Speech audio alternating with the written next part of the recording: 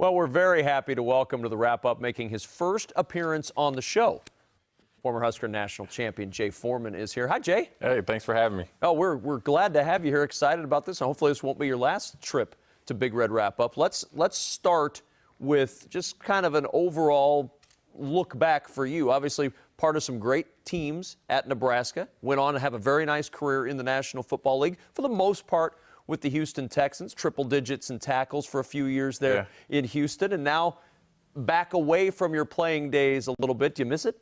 A little bit, but, I think it wears off probably about after an hour because my body doesn't move the way it used to. And I always say reality and gravity have taken over fully of my 37-year-old body. So, I miss the competition, maybe the camaraderie, but definitely don't miss all the stuff that you have to do to get ready to play just one game. So I enjoy it now watching a lot more than playing. Monday morning feels a little bit better for you these days than it used to? Yeah, most definitely.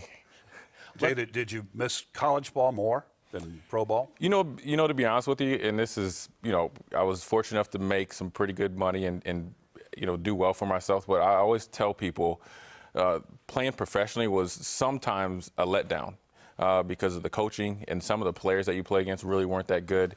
And it's just a different atmosphere. You go to school, in my case, with guys for 5 years, so you make best friends. In the NFL, you're friends with a guy on Monday and he's gone Wednesday. So it's very hard to have that type of intimate relationship with a lot of players. Well, I know you've been spending some time watching what Nebraska has been doing over the course of the last several years since you left Lincoln, and just curious your thoughts on this version of Nebraska football circa 2013. Well, I like it a lot better than when a few years ago. I think we're slowly but surely getting into the right direction, and I think that, the transition from the Big 12 to the Big 10, it's kind of like almost starting over again. So you have to have new recruiting ideas, players. I think we're starting to get to our tread in what we like to do as far as, recruiting players and also coaching-wise, too. So this year has obviously been an interesting year. Started off a little bumpy, but now I think we're starting to get a little bit more confidence overall as a team and especially as a defense. So I'm excited to see the second half of the Big Ten season. So, Jay, they say that this is what a linebacker is supposed to look like. You still got the form. I mean, Adrian and I, we're trying to represent linebackers. But, speaking of which, the game has changed quite a bit, since you were donning the red and running around here at Memorial Stadium. I mean, what has changed from the linebackers' perspective, both at Nebraska, across college football, and if you would play now, do you think you'd be a linebacker? Oh, well, yeah, for sure. I always like to say that if you could play linebacker when we played, you could play in any era because you had to be able to play the run. Even though they have different schemes, it's still, the same basic concepts. But we could all run and cover, even though we were a little bit bigger. The main difference now between the linebackers when I played and now they're obviously very, very small. It's a speed and quickness game. But when you look at the numbers of the guys at the combine and the way they play, it's not any different. It's just perception. And sometimes perception and reality are two different things. I think I would do pretty well. I imagine that they might try to stick me out there at the defensive end, but I don't think I could get up above 260. I had to work pretty hard to get up to 245, and that was about it. Well, as you're talking about playing today versus one of the big changes is obviously the targeting call that we were just talking about, Stanley Jean-Baptiste. I know you watched. I know you had some thoughts. What were your thoughts on that targeting call on SJB specifically and then overall on the rule itself? Well, I think the rule, first and foremost, is it's a subjective rule. So it's something that, it's almost like if a referee hasn't called it in a couple games, the first time he gets a chance, he's going to call it. As far as the SJB hit, I thought it was a great football play. It's a good hit. He can't help it that the guy is shorter than he is. You're asking him to really pretty much get on his knees to get low enough not to hit him in his head. And you really only hit him in his face mask. And I thought it was a great hit. I can understand maybe giving him 15 yards. Maybe that's because he celebrated afterwards. But I was very, very surprised and also disappointed that they ejected him. Not only because it could have affected the game if it was two close teams playing, but then also you're taking a half of football away from a senior who is obviously a great player, but didn't have the intent to hurt somebody or to knock him out. Yeah, and Jay, when I watched that play again, as I said earlier, I saw more of the ball get hit than the player. The head did not get hit. The bottom, maybe the bottom part, a little bit of that bottom part of the face mask. And I guess technically, Kevin, you've talked it over with people. Maybe you have too, Blake, but that's part of the face mask. So technically that is in the rule. But I just was surprised at the ejection. I mean, call the play, have the penalty, but I didn't think they'd eject him for it because, again, he got most of the ball. Yeah, most I of was, the football. like I said, I was very disappointed that even when they went and I guess supposedly looked at the replay that they allowed him to eject him, and it was very surprising. It was unfortunate, but it is fortunate it was in the Purdue game, and so hopefully it doesn't happen again. But when you listen to Bo earlier in the season, you kind of felt that it was gonna happen to one of his players, and we're just glad it happened in the Purdue game. When you look at this current defense and you see all the youth out there, obviously it's been an up and down season for Nebraska defensively. Do you think it's heading in the right direction with the youth out there? What do you see that has gotten better? What still needs work? Well, obviously, the overall communication, just the confidence in playing obviously needs to improve, and that's going to improve on a day-to-day basis for them. The great thing and the hardest thing for this coaching staff is that they get to coach these guys every single day. The players have to go out and work hard every single day. The bad thing is you have a bunch of young guys and they don't know how to win. They don't know how to prepare to win. What I have seen over the last 2 weeks is a difference in the way that they've been playing. They've been playing more faster, physical. They look like they're getting confidence in the scheme, and they look overall as a better defense. So now, since they played so well against Purdue, we have to hold them to that standard regardless of who they're playing.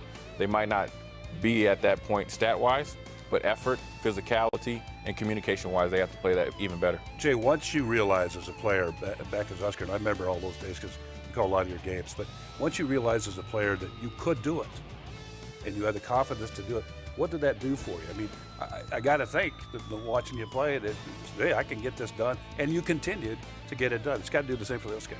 Yeah, once you get that confidence in yourself, it also goes over to your teammates too, because then they can start trusting you, and you can also trust yourself. I think it's huge, and you can see that they, coming out of that bye week, they came out with a little bit more under fronts, over fronts. They had the buck linebacker up on the line of scrimmage. They looked a lot more confident, and everybody was confident, not just one player. It was all 11 guys playing, and I'm excited to see what they do the next 6 or 7 games. It's a young D, but a D that continues to grow.